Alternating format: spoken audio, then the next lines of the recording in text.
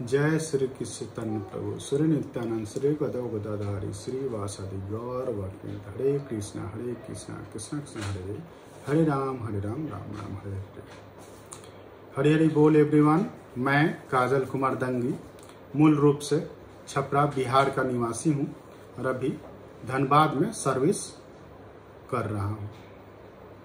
वैसे तो मैंने चार्टर्ड अकाउंटेंट, कॉस्ट अकाउंटेंट और MBA भी IIT धनबाद से किया है, लेकिन उसमें हमें वो ज्ञान नहीं मिला जो हमें लाइफ जीने के लिए चाहिए। तो ये लाइफ जीने के लिए हमें भगवत गीता से ये ज्ञान की मैंने प्राप्ति की है। तो आज मैं आप लोगों के साथ कुछ इम्पोर्टेंट पॉइंट जो मैंने लर्न किया है शेयर करने जा रहा हूँ। सबसे पहला जो बड़ा ही इम्पोर्टेंट पॉइंट है ड्यूटी। आप क्या कर्म करते हो और कैसे करते हो, किस भावना से करते हो। दोस्तों, ये मेरे लिए बड़ा ही डिफिकल्ट था कि आप बिना फल के प्राप्ति के लिए आप अपना कर्म करो। हालांकि सभी लोगों ने सुना हुआ है कि बिना फल के प्राप्ति के काम करने चाहिए, लेकिन कैसे पॉसिबल है। तो ये मैंने भगवत गीता का अध्ययन करने के बाद प्राप्त किया कि आप बिना फल की प्राप्ति किए हुए आपको कर्म करना चाहिए, क्योंकि कर्म करने का अधिकार तो आपके पास है, लेकिन आपको क्या फल मिलेगा ये आपके एरिया में नहीं आता है। तो इसके लिए आप उसके बारे में सोच करके दुखी होने से बचना चाहिए और बिना फल के अपने काम पे फोकस करना चाहिए। तो हमें अपना कर्म भगवान कृष्ण को अर्पित करते हुए करना चाहिए। देखिए, आप कहीं पे भी काम कर रहे हो तो हर जगह एक लेवल ऊपर होते ही हैं। तो ऐसे आप सोचिए, अगर ये पूरे संसार को हम एक जैसे देखते हैं तो इसके ऊपर भगवान है। तो जितने भी लोग काम कर रहे हैं सारे कहीं ना कहीं डायरेक्टली और इनडायरेक्टली भगवान से रिलेटेड ही होते हैं। तो हर काम करते वक्त हमें यह ध्यान रखना चाहिए, क्या यह काम भगवान को प्रिय है, तभी हमें वो काम करना चाहिए। दूसरा कि कोई भी कर्म का अल्टरनेट नहीं है। हार्ड वर्किंग तो हर एरिया में, हर फील्ड में चाहिए, उसका कोई उपाय नहीं है। दोस्तों, जो हम कर्म करते हैं उसी के बेस पे हमारे आगे का भविष्य तय होता है। मेरी दूसरी लर्निंग है शरीर के बारे में। जो टेंजेबल शरीर है वो तो हम जानते हैं 5 तत्वों से मिलकर के बनी हुई है, पानी, आग, वायु, पृथ्वी और आसमान। लेकिन ये शरीर के जो अंग हैं, जो इंद्रियां हैं, ये कैसे काम करती है। तो शरीर का हमारा इनटेंजिबल अंग भी है जो कि मन, बुद्धि और अहंकार है, जिसके कारण हमारी सारी इंद्रियां ही बिहेव करती है। और अगर हम मन, बुद्धि, अहंकार को अलग से समझे और उस पर काबू करें तो हम काफ़ी हद तक अपने व्यवहार को कंट्रोल कर सकते हैं। दोस्तों, ये जो मैं हूँ, ये मैं ना तो मैं शरीर हूँ, यानी कि ना टेंजेबल चीज़ और ना इनटेंजिबल। मैं एक आत्मा हूँ जो कि इन तीनों के ऊपर में है, और आत्मा हमेशा परमात्मा से जुड़ा रहता है। बस हम कभी कभी वो जुड़ा भूल जाते हैं। हमें उनको हमेशा याद करना चाहिए और अपने आप को हमेशा परमात्मा से जोड़ करके रखना चाहिए।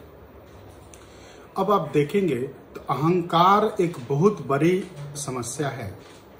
अगर आप अहंकारवश कोई भी काम करते हैं तो उसमें आपका विनाश ही होता है, क्षति ही होती है। तो हमें इस अहंकार को एक समझना है कि मन एक अलग है, बुद्धि अलग है, अहंकार अलग है, और ये तीनों एक्ट काम करते रहते हैं पहले। तो हमें मन को अपने काबू में रखना है। हमें मन के वशीभूत या मन के कंट्रोल में हमें नहीं जाना है, हमें मन को अपने काबू में रखना है। तो ये कैसे कर सकते हैं, ये हमें भगवत गीता बताती है।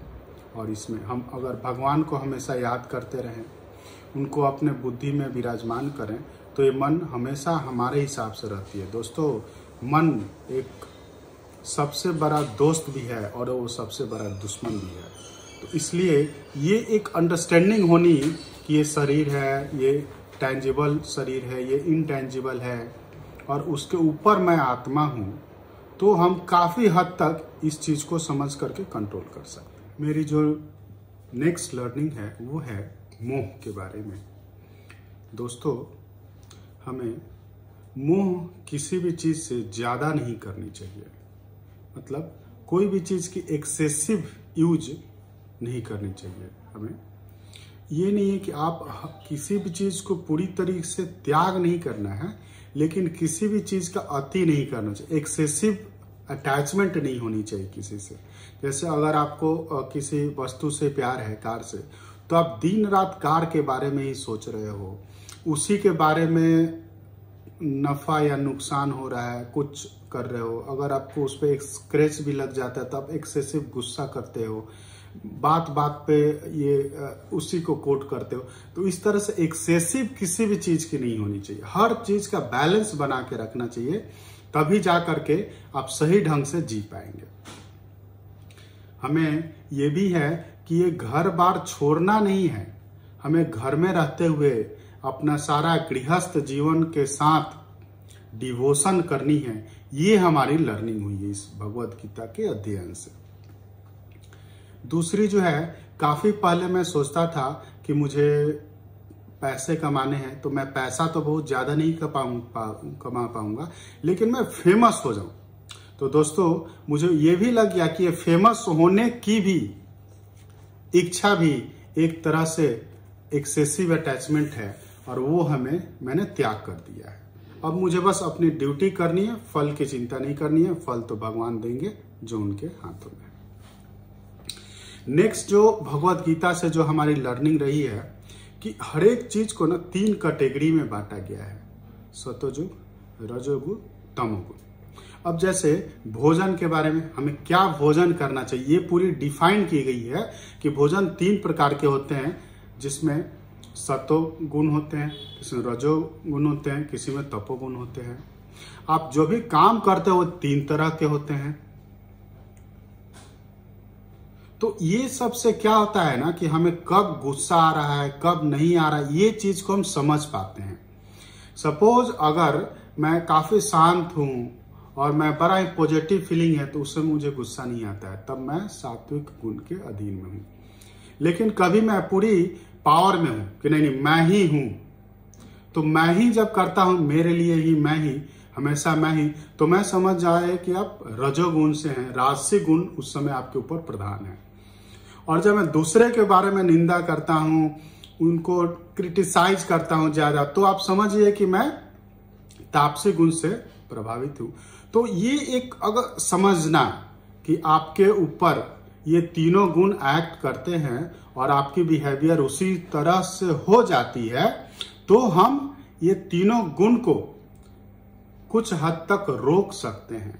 तीनों गुण हर एक लोगों में है, लेकिन कभी कोई गुण प्रधान होता है, कभी कोई गुण ज्यादा परसेंटेज में एक्ट करता है, तो इसको परसेंटेज को हम बैलेंस कर सकते हैं। तो इससे हमारा मन चित्त शांत हो सकता है और हम गुस्सा नहीं कर सकते हैं, या गुस्से पे हम काबू कर सकते हैं।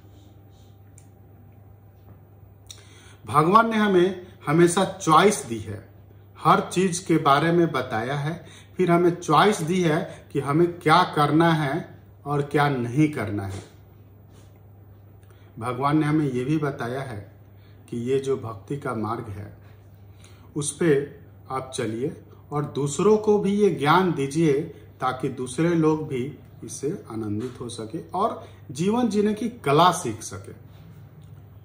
और एक बड़ा ही इंपॉर्टेंट चीज मैंने भगवत गीता से सीखा है कि अगर आप भगवत गीता के बताए हुए रास्तों पे चलते हैं, तो भगवान आपकी सुरक्षा की गारंटी लेते हैं। भगवान आपको डिवाइन प्रोटेक्शन देते हैं। दोस्तों, मैं ये नहीं कह रहा हूं कि आपके जीवन में दुख नहीं आएगा।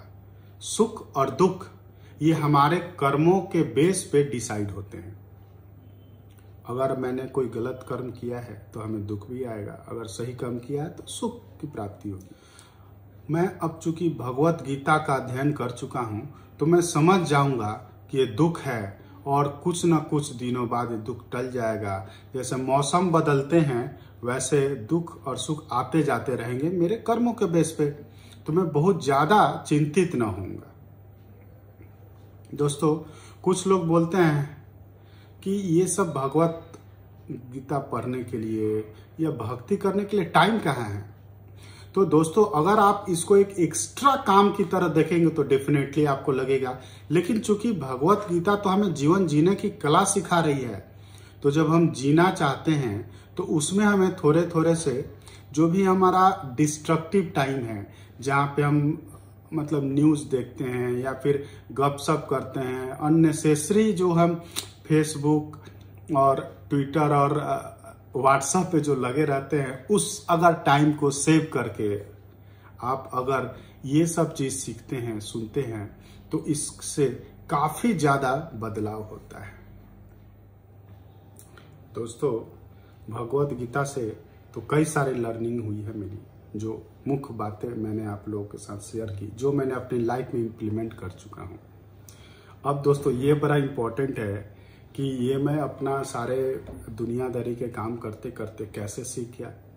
तो दोस्तों, ये मैंने गोलोक एक्सप्रेस के ऑनलाइन प्लेटफॉर्म पे ये सारा चीज़ सीखा है। पॉडकास्ट, ट्रेवल टाइम में पॉडकास्ट सुनते हुए यूट्यूब पे आप वीडियो देख सकते हैं, और इस तरह से इनके ऑनलाइन प्लेटफॉर्म पे गूगल मीट पे सत्संग भी होती है। तो वो सब कर करके मैंने ये सब ज्ञान अर्जित किया है। तो आप भी इसका लाभ जरूर ले सकते हैं, और मैं यही कहूँगा, गोलोक एक्सप्रेस में आइए, दुख दर्द भूल जाइए, एबीसीडी की भक्ति में नील होकर के सारा दुख दर्द भूल जाइए।